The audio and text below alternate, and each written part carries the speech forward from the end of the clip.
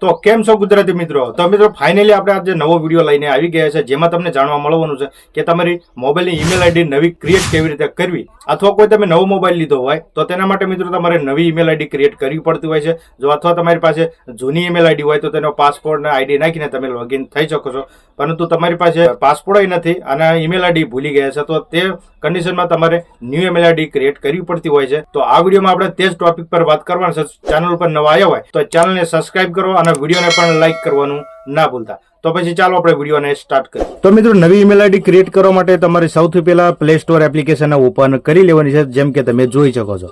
તેના પછી મિત્રો તમારે અહીં ઉપર લોગો પછી તમારા પ્રોફાઇલનો તેના પર ક્લિક કરવું રહેશે. અથવા તમે જો નવો મોબાઈલ લાવ્યા છે ને તો તમને આમાં કોઈ પણ ઓપ્શન જોવા નહીં મળે, તમને એક જ ઓપ્શન જોવા મળી જશે, સાઇન અપ. તો મિત્રો તમારે સાઇન અપના ઓપ્શન ઉપર ક્લિક કરીને તમારે તે ઓપ્શનમાં આવી જવું. તો ચાલો હું તમને બતાવી દે. તો મિત્રો તમારે ન્યૂ ઈમેલ આઈડી ક્રિએટ કરવા માટે તમારા એક એરોનો નિશાન છે તેના પર ક્લિક કરવાનું છે. તેના પછી મિત્રો તમને એક ઓપ્શન મળી જશે એડ અનધર એકાઉન્ટ્સ, તેના પર ક્લિક કરી દેવાનું છે.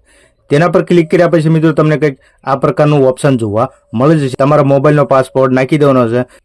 તો મિત્રો મેં તમને હમણાં જ કીધું હતું કે તમે નવો મોબાઈલ લાવશો એટલે તમારે જ્યારે પ્લે સ્ટોર એપ્લિકેશન ઓપન કર્યા પછી મિત્રો તમે ઓપન કરશો એટલે તમને સાઇન અપનું ઓપ્શન મળશે. તે સાઇન અપના ઓપ્શન પર ક્લિક કરશો એટલે તમને આ પ્રકારનું ડાયરેક્ટ ડેશબોર્ડ જોવા મળી જશે. જેમ કે આ ઓપન થઈ ગયું છે. હવે તમારે અહીં એક નીચે ઓપ્શન જોવા મળી જશે ક્રિએટ એકાઉન્ટ્સ, તેના પર ક્લિક કરી દેવાનું છે. હવે મિત્રો તમને બે ઓપ્શન મળી જશે. તમે બિઝનેસ એકાઉન્ટ પણ ક્રિએટ કરી શકો છો અને પર્સનલ એકાઉન્ટ યુઝ કરી શકો છો.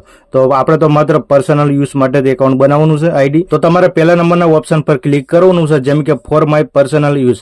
તો તેના પર ક્લિક કરશો તો કંઈક આ રીતે તમને બધા ઓપ્શન જોવા મળી જશે. તો આમાં પહેલા નંબરમાં તમારે તમારું નામ નાખી દેવાનું છે, જેમ કે હું મારું નામ નાખી દઉં સુભાષ. પછી બીજા ઓપ્શનમાં તમારે બીજું લાસ્ટ નામ નાખી દેવાનું છે. તેના પછી નીચે તમારે નેક્સ્ટ પર ક્લિક કરી દેવાનું છે. નેક્સ્ટ પર ક્લિક કરશો એટલે તમારે બેસિક ઇન્ફોર્મેશન ટાઈપ કરવી પડશે. તો ચાલો હું મંથ ટાઈપ કરી દઉં. તેના પછી ડે તમારે ટાઈપ કરી દેવાનો છે. તેના પછી યર ચાલો 1995. તેના પછી નીચે જનરલ સિલેક્ટ કરવાનું આવશે. આમાંથી તમે કોઈ પણ હોય તો તમે તે સિલેક્ટ કરી શકો છો, મેલ ફિમેલ. તો ચાલો હું મેલ ક્લિક કરી દઉં. તેના પછી મિત્રો તમારે નીચે નેક્સ્ટ પર ક્લિક કરી દેવાનું છે. નેક્સ્ટ પર ક્લિક કરશો એટલે તમને ઓટોમેટિક બે ઈમેલ આઈડી તમને જોવા મળી જશે.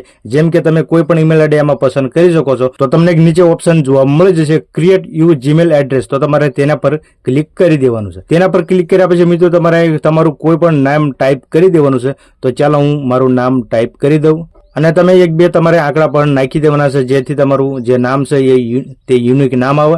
તો યુનિક નામ નાખ્યા પછી તમારે નીચે નેક્સ્ટ પર ક્લિક કરી દેવાનું છે. નેક્સ્ટ પર ક્લિક કર્યા પહેલા મિત્રો તમને બતાવી દો, જો તમે મોબાઈલ નંબર યુઝ કરવા માંગતા હોય તો તમારે યુઝ મોબાઈલ પર ક્લિક કરી દેવાનું છે, અથવા ના કરવા માંગતા હોય તો તમારે અહીં નેક્સ્ટ પર ક્લિક કરવાનું રહેશે. તેના પછી મિત્રો તમારે એક સ્ટ્રોંગ પાસવર્ડ અહીં નાખવાનો રહેશે. તો ચાલો હું એક સ્ટ્રોંગ પાસવર્ડ ક્રિએટ કરી દઉં. તેમાં તમે નંબર નાખી શકો છો, તેમાં ટાઈપ કેપિટલ વર્ડ નાખી શકો છો, કોઈ પણ અક્ષર નાખીને ટાઈપ કરીને તમે અહીં પાસવર્ડ ક્રિએટ કરી શકો છો. તો પાસવર્ડ ક્રિએટ કર્યા પછી મિત્રો તમારે નીચે નેક્સ્ટ પર ક્લિક કરી દેવાનું છે. તેના પછી તમારે નીચે આવી જવાનું છે. નીચે આવ્યા પછી આઈ એગ્રી પર ક્લિક કરવાનું રહેશે.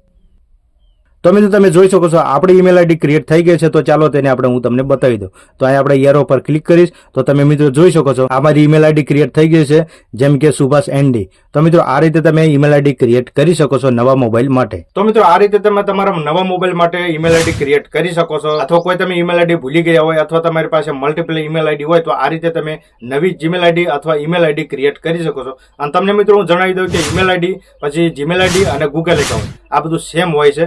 સેમ આઈડીમાં બધું ક્રિએટ થતું હોય છે. તો મિત્રો જો વિડીયો સારો લાગ્યો તો વિડીયોને લાઈક કરો, શેર કરો અને અમારી ચેનલ ટેક ઇન્ડિયા ટેચને પણ સબસ્ક્રાઇબ કરવાનું ના ભૂલતા, જેથી તમને આવા નવા વિડીયો જોવા મળતા રહે.